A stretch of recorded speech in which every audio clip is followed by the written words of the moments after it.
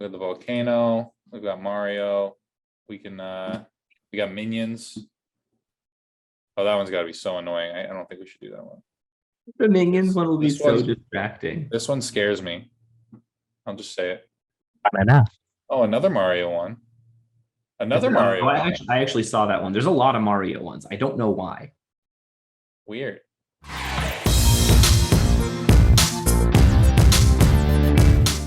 Five minutes on the clock, AJ, with your favorite Pokemon. It's not your favorite Pokemon. It's not I my know favorite. that. Not even close. Who do you think I am?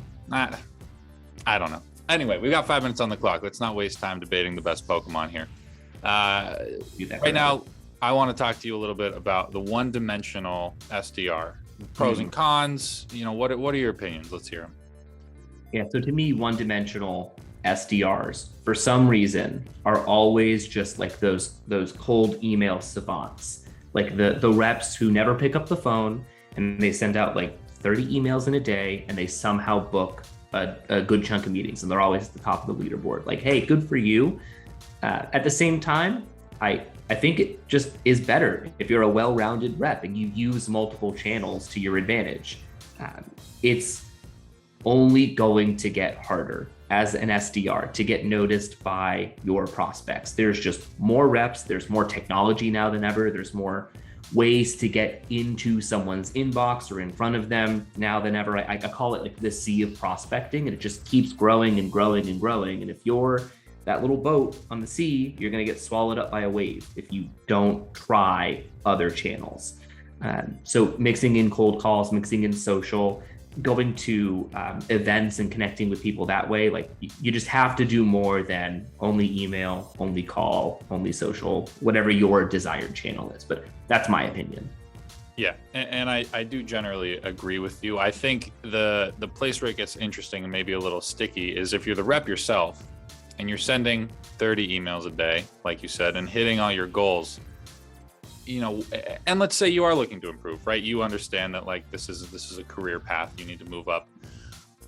What's to stop you from just continuing to get better at email if you've already seen success with that, as opposed to taking the time to build up maybe some of those weaknesses like using the phone or using social? It's a good question. I'll answer your question with a quote. We ran a symposium at Demand Drive talking about building confidence as an SDR. And one of the panelists, he mentioned, and word for word, I wrote this quote down, one day your emails will work. And then all of a sudden the wind blows and they just don't anymore. And it's obviously hyperbole, but it's so true. There's just like this moment where whatever you're doing doesn't work anymore.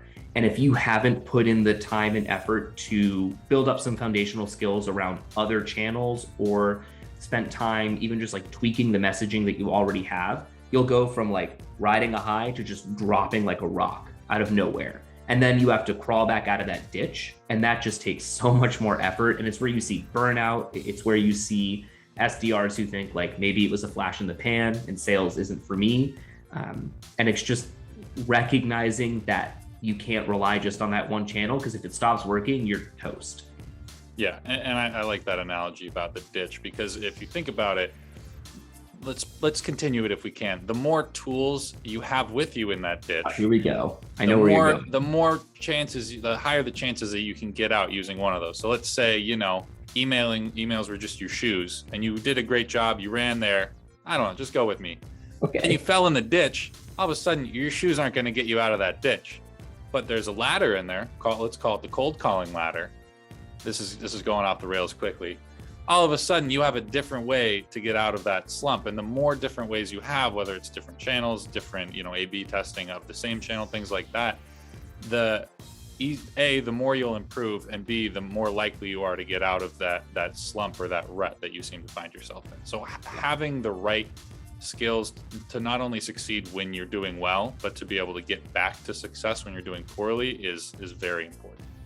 I'm imagining that a rep who does both, who's like really good at emailing and also mixes in calls, is like running with the newest Nike shoes and has a ladder on their back the whole time. And people are like, what is this guy doing? Just in and case. Then they fall in a ditch and they're like, wow, look at the forethought.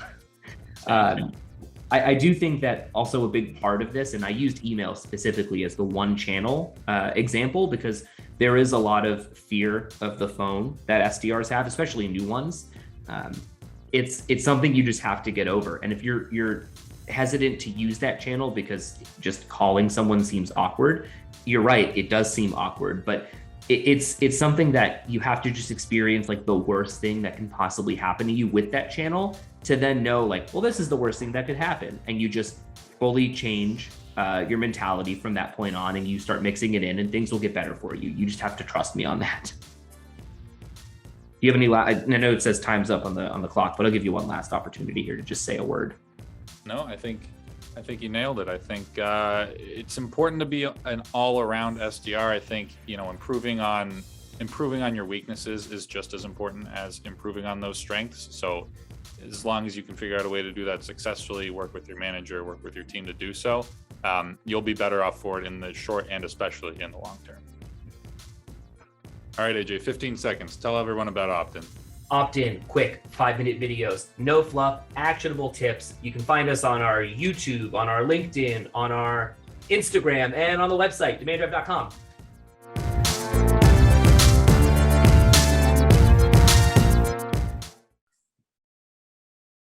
Same sort of intro. Are you good with that? I just say the topic and then ask you your opinion. Oh, come on. Yeah. Damn it. My it did freeze for a second there. Yeah, I was you're like, back. oh, Alex, what's going on? You're back. Hold on.